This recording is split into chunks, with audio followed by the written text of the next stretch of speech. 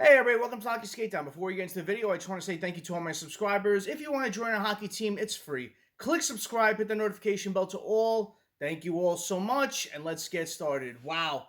Nikita Zadorov is a Vancouver Canuck. You know, we saw the writing on the wall with the Anthony Beauvillier trade that happened a couple of days ago. It freed up some cap room for this move to happen. So in this video, I want to talk about the trade, so please stay with me throughout.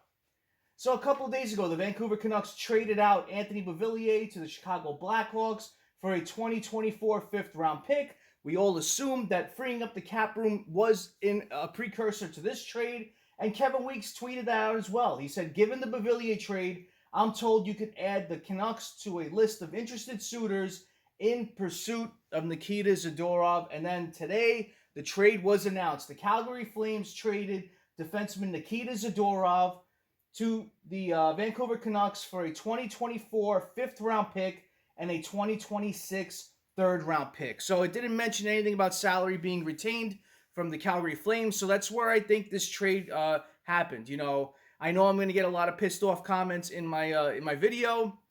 There probably people saying, why can't General Manager Tom Fitzgerald of the New Jersey Devils give this amount for Nikita Zadorov? They were one of the teams interested in him. Why didn't Brad Treliving of the Toronto Maple Leafs do it? Why couldn't they give up the assets to get him? It's not that much, but with those teams, they were up against the cap, and they were able to, they were able to move him to the Vancouver Canucks. So that's where this trade happened. And, I like this move for both teams. The Calgary Flames free up some cap room. They get rid of a player who, didn't want to be there. The trade was requested a little while ago, even though it wasn't an actual trade request, as they came out a little later. But when that comes out, there's some sort of thing going on behind the scenes, and he was going to walk as a free agent. You got some assets for him, so I think it's picking up what you can at this point from teams that didn't have any cap situations to deal with. As far as the Vancouver Canucks, you get that big, physical, rugged defenseman that they needed. This helps out both teams. The Vancouver Canucks are all systems go this year. They're a great and fun team to watch, and they picked up some depth on defense for a playoff push. The Calgary Flames, there's a list of players with them that's going to make this year very interesting for Calgary Flames fans to see what happens with them.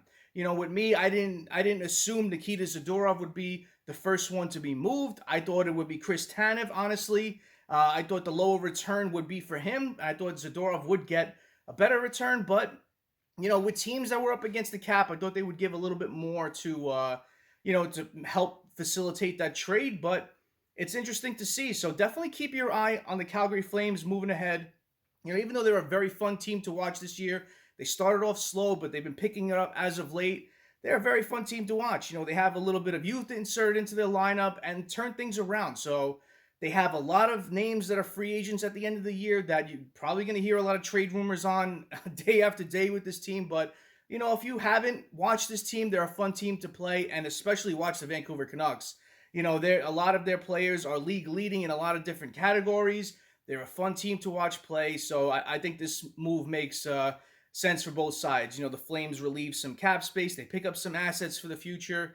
And, albeit it might be a little bit low, but they pick up some return for a player that was probably going to leave as a free agent come the offseason. So, the Vancouver Canucks get a depth defenseman who can bring that physicality and grit. And can you possibly see a pairing with Tyler Myers and Nikita Zadorov on the back end? Those are two big boys, so feel bad for any opposition coming down against them. So comment below, what do you think about this trade? If you're a Vancouver Canucks fan, if you're a Calgary Flames fan, or just an NHL fan in general, let me know what you think about this trade. Comment below and let me know. Thank you all for watching.